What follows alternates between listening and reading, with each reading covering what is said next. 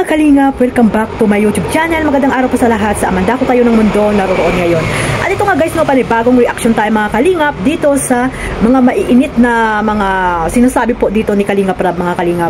At dito nga guys, no, mga kalingap, nung isang araw nga po nagsalita si Kalingap Rab or nagsasabi doon sa kay Kuya July na tigil nga po muna ang actually hindi naman natigil talaga ang jump car kasi nga nandoon kay Kuya Bal, di ba? Nalipat po ang jump car doon kay Kuya Bal mga kalingap. So, ang natigil po talaga ay ang Mikris, no? Shoutout po sa mga Mikris diyan. Lalo na po yung nagsasabi na laos na po ang jump car o ano ngayon, no? Kaya sa mga kaanuhan nyo, hindi kayo magsitigil ng mga kung ano-ano mga sinasabi nyo diyan, yan tuloy. Nadamay tuloy ang inyong mga sinusuportahan, no? Sa pamamagitan ng mga sinasabi nyo mga hindi magaganda, nadamay tuloy yung mga supporters na tahimik lamang, di ba mga kalingap?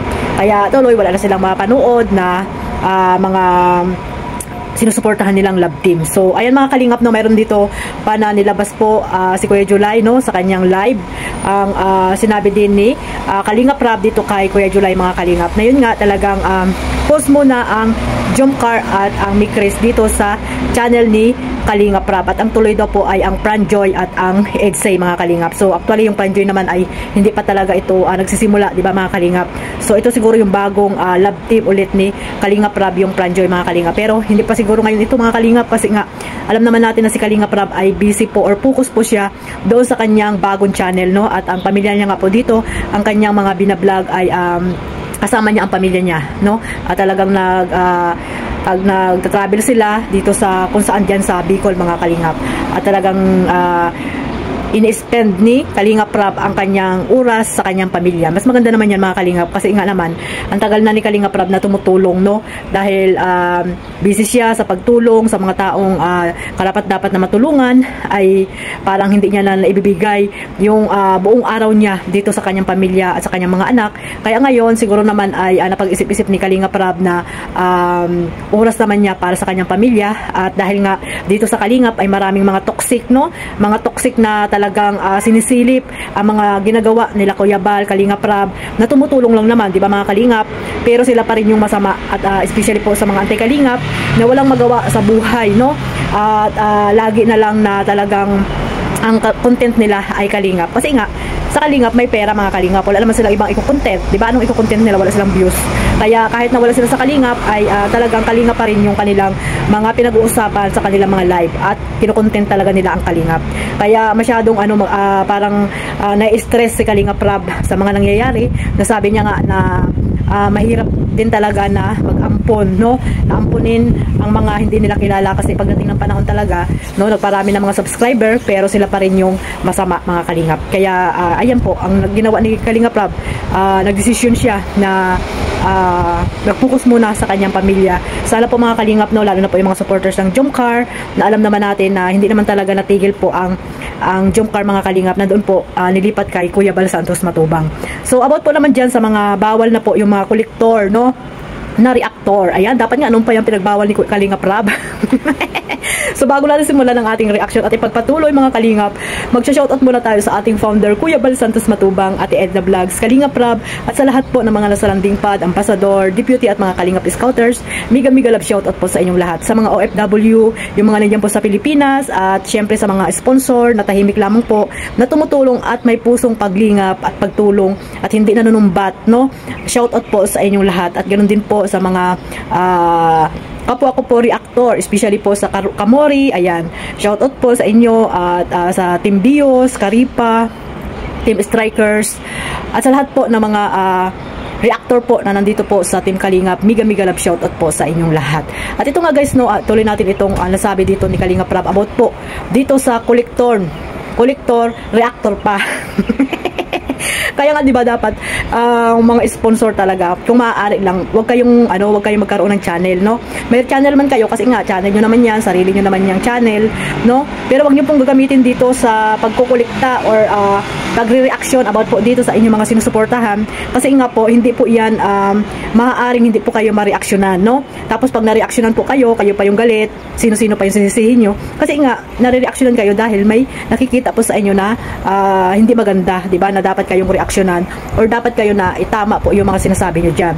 Pero yung iba po, no, pag na-reaksyonan, magtatampo, tapos pag hindi na kampihan or pinagtanggol ni Kuya Bal, yun, magtatampo po sila at ang kakalabanin na nila talaga ay ang Kalingap, lalo na po si Kuya Bal at si Kalingap Rab, no? Dapat po, pag naging reactor po kayo, or sponsor kayo na may channel na talagang ginamit nyo na po sa bilang pagre-reaction, pagsuporta po sa love team na sinusuportahan nyo, dapat po hindi po kayo balat sibuyas, no? Hindi po kayo balat sibuyas, dapat maging matapang po kayo, maging makapal ang mukha, di ba? Ganun yun. Kasi kung talagang hindi nyo naman po talaga ginawa, bakit kayo maapektuhan, di ba?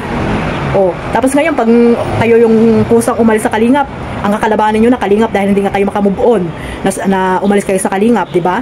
So ayan, no, ang pinagbabawal ni Kalingap Rab yung kolektor na reactor, no? Lalo na halimbawa po ako, reactor ako, tapos meron akong group na ako po yung parang nagsasabi doon, mayroon tayong tutulungan, tapos mga ngulikta, ganon, no? Tapos ako naman walang bigay, no? Dapat nga, pag ganon, ikaw ay mas maraming bigay, tapos magkaroon tayo ng transparency, di ba? Para po maliwanag or walang problema, di ba mga Kalingap? Kasi once na pag ikaw yung naging sponsor, dapat sarili mong bulsa yung ibibigay mo, hindi yung mangungulikta ka, tapos ikaw yung laging credit, samantalang hindi naman ikaw yung nagbigay ng mga pera, di ba mga Kalingap?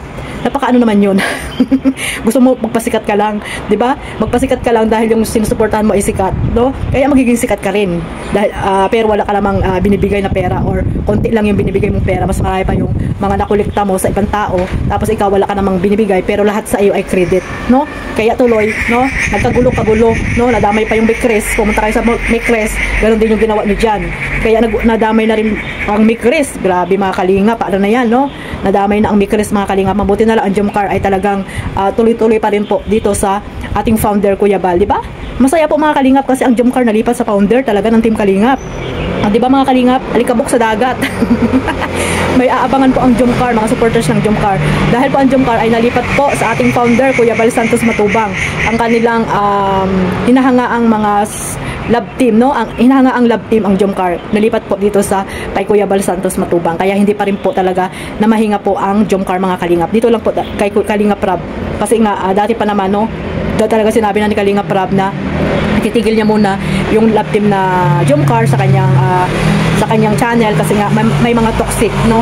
May mga toxic na supporters ng Jomcar pero hindi naman nila lahat, 'di ba? At saka alam na rin ni Kalingap Rab kung sino-sino yung mga taong naninira sa kanya, no? Even mga sponsor, no?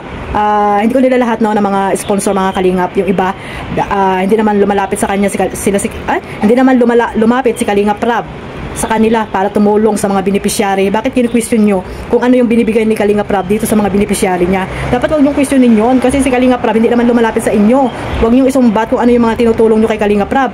Kung ano man yung gawin niya sa mga beneficiary, wala na kayong pakaalam doon. Kasi kung talagang tumutulong po kayo or talagang sponsor po kayo, wala na po kayong sasabihin regarding po sa mga binibigay nyong tulong. Kasi nga po, may pusong paglingap po kayo. Kung ano man po yung gawin dyan sa mga binibigay nyong tulong, ay wala na po kayong ano doon. Diba? Wala na, hindi nyo na dapat iniisip yun kasi nga bigay nyo is kusang loob na binigay nyo po yon sa gusto nyo pong matulungan.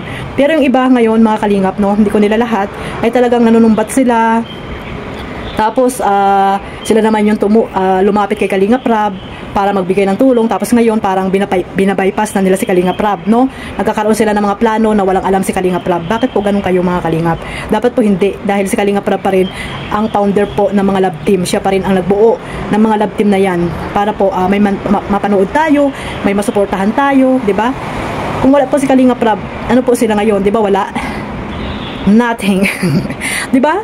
Real talk po yan mga Kalingap, wala sila, no? Yung mga leading man na talagang nag-boom yung kanilang mga channel, 'di ba? Kung wala si Kalingap Rab, kung wala yung love team, magbinuo ni Kalingap Rab, ano po ang mangyayari, 'di ba? Wala.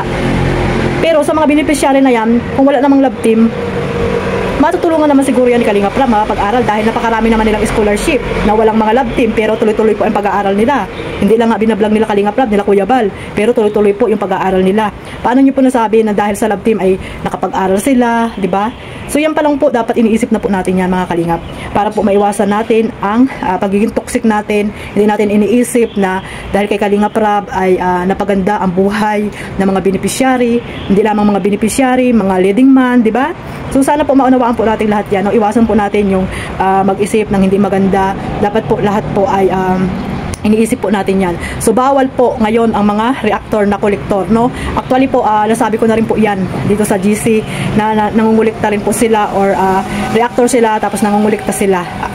Aminado naman sila na talagang ganun yung talaga yung ginagawa nila, kasi nga parang sila yung reactor, tapos parang may group sila, tapos syempre pag may mga event yun, sila nag-share, ganun po yun mga kalingap. So ngayon sabi ni Kalingap Rab, bawal na daw po yan, no? Yung mga reactor na nangungulikta, para po siguro maiwasan din yung mga yung mga problema na yan. Siguro by next year yan po ipapatupad ni Kalingap Rab, para tahimik na rin po mga kalingap. So kung gusto nilang magbigay ay direct na lang po kay Kalingap Rab. Kung ayaw naman nila, okay lang po yan. Tuloy naman po yan ang pagtulong nila Kalingap Rab at ni Kuya Bal Santos Matubang. So hanggang dito na lang po. Maraming salamat po sa walang sawang suporta po. Syempre sa mga supporters po ng lahat ng Love Team. Ipagpatuloy lang po natin ang Jomcar, no, sa pagsuporta kay Kuya Bal, dahil doon nyo naman po mapapanood po ang Jomcar sa alikabok sa dagat. So God bless po sa lahat. Mabuhay po ang Team Kalingap. At huwag niyo po kalimutang suportahan ang ating founder Kuya Bal, Kalingap Rab, isama niyo na rin po sa Ate Edna, syempre ang aking YouTube channel Kalingap Maymay. Please don't skip ad mga kalingap. God bless us all. Bye bye.